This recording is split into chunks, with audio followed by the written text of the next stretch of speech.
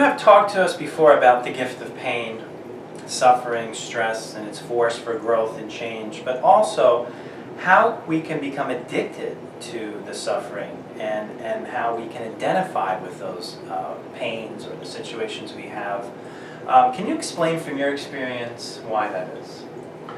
Okay, so that's a huge concept, first of all, that pain is a gift. Like in Paul Brunton's book that I'd read years ago, Pain, the Gift That Nobody Wants, right? Had talked about that perspective, right? And over the years, it's broadened that pain is a message, it's a signal.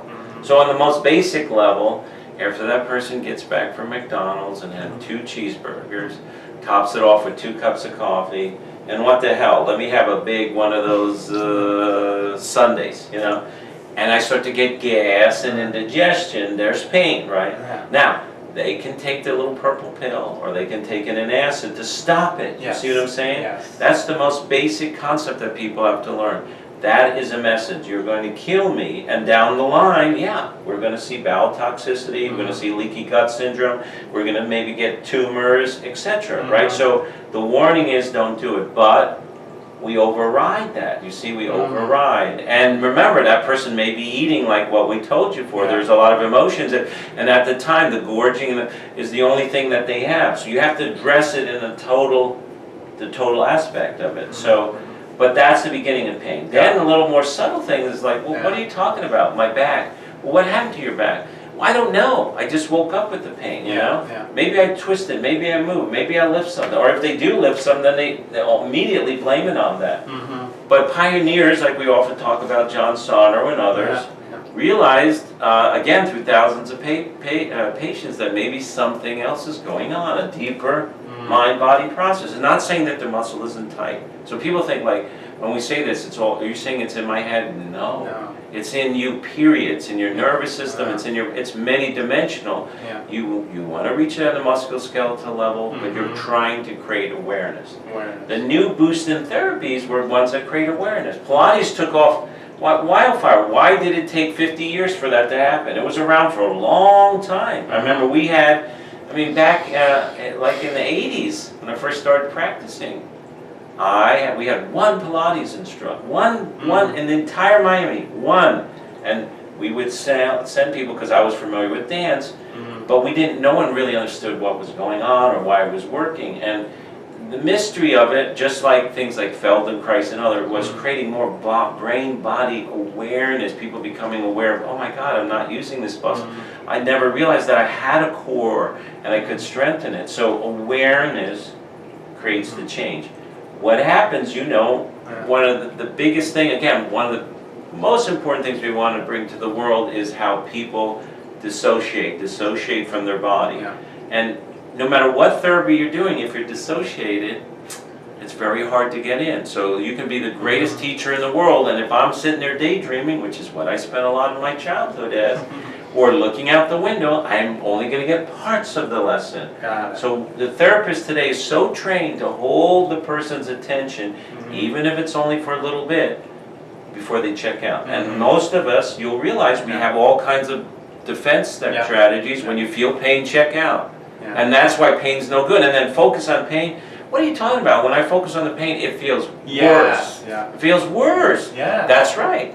I think about what happened with my husband, and the terrible, oh my God, it makes me sick. I think about the breakup, I think about, exactly, but they don't know that there's another dimension to it, beyond that, where all of a sudden the pain goes away. That's what the training, and something huge happens, joy, a joy beyond a person's knowing. That is not talked about in any therapy, any mental health, that all of a sudden you're going to end up on the other side of the pain.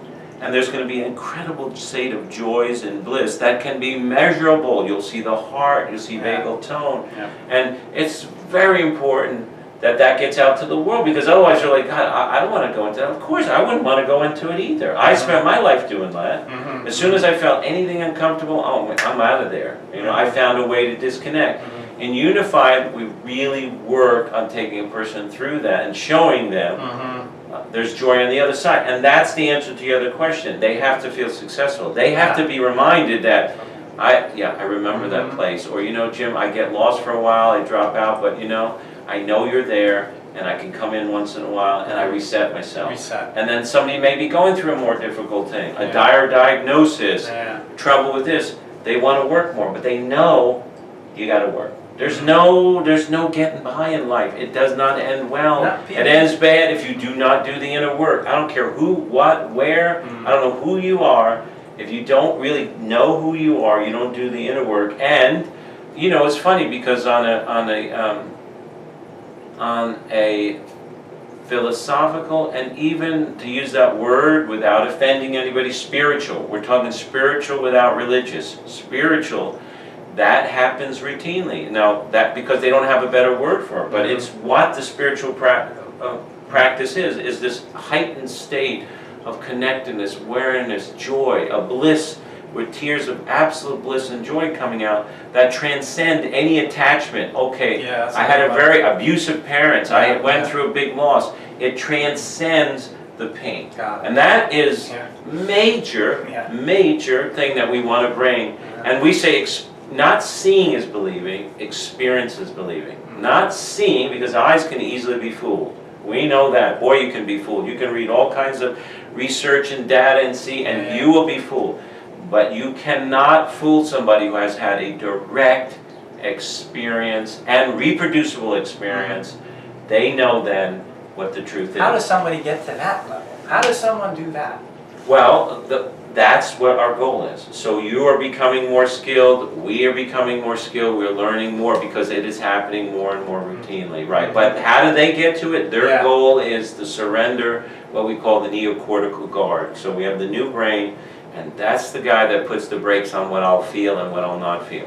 And just before the big release, just before you're looking over the cliff to look down, and your friends are ready to make that, you know, your friends have already made the jump off the cliff into this beautiful sparkling water, and they're laughing and saying, oh my God, it was amazing, but it's 25 feet or more, and you're frozen in fear. So metaphorically, well, this is what we're talking about. So at that moment, you could, and you could think of every reason, oh my God, if my arm goes out, I heard of Joe, he fractured his arm, somebody landed long, I could get paralyzed, there's a million fears, right? They didn't have that fear, and they did it safely, and they've done it many times, but the fear begins to paralyze us, and the thoughts begin to paralyze us, and those are deeply programmed and conditioned. And so if you get the help, maybe one of them comes up and takes your hand, and the other one takes your hand and says, listen, we'll all do this together, I'll be right with you, just do it this way, tuck your arms in, tuck your feet, and you finally get through the fear, and you jump, and then there's this most ecstatic, just coming that feet distance and hitting the water, and just this overwhelming sense of joy. So the answer to what you're saying is they have to see how they block. The new brain is a blocker. It avoids what is often best for it, right? And you have to have somebody there, because at the moment of the leap, right, the moment from moving from fear into faith, right, requires the support and rewriting the nervous system. And you don't expect people to do that all at once. You program, you teach them, you go over. Maybe we'll jump 5 feet, maybe we'll jump 10 feet, but eventually they make the plummet. And so more and more that will become a routine experience, and people are going to have those extraordinary experiences as a routine. Now, even though people have those experiences, I will tell you, it is, oh my God, that's amazing, Dr. Canali, I never believed it was possible. I never felt anything like that. I felt the presence of my loved ones. I felt the presence of my husband. I mean, those are real experiences. I felt the presence of God. I saw the light. Whatever or wherever that comes, right? I realize it's all about the love. I realize I've been living in fear. I've been angry. I've been blaming. That's keeping me stuck.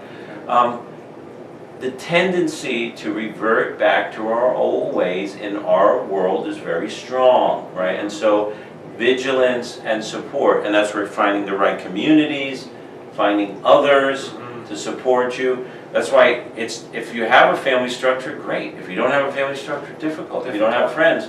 And many people have none of that, right? So that's why we say in a unified therapy offices, we really try to make that as sacred as a space as possible. No judgment, no criticism, support. So the new brain, the neocortical guard can drop, and these extraordinary beautiful healing reflex. I mean, a reflex that has never really been documented before, where the body begins to reset itself. It begins to go back to homeostasis. It's a major, major medical breakthrough, spiritual breakthrough. It happens, and it needs to be recorded. We need more data so people can actually see it, you know. But it's there, and to make it so, okay, this is routine. I can do that. I know to go there. I know when it's having the roughest time that I'm going to have a people or staff or supportive system, and the Unified has a good referral system and supportive system to help a person. But people need to know the big goal. The big goal is you got to work the inner work. No matter how much you've accumulated in the outside, it will not bring you the goal.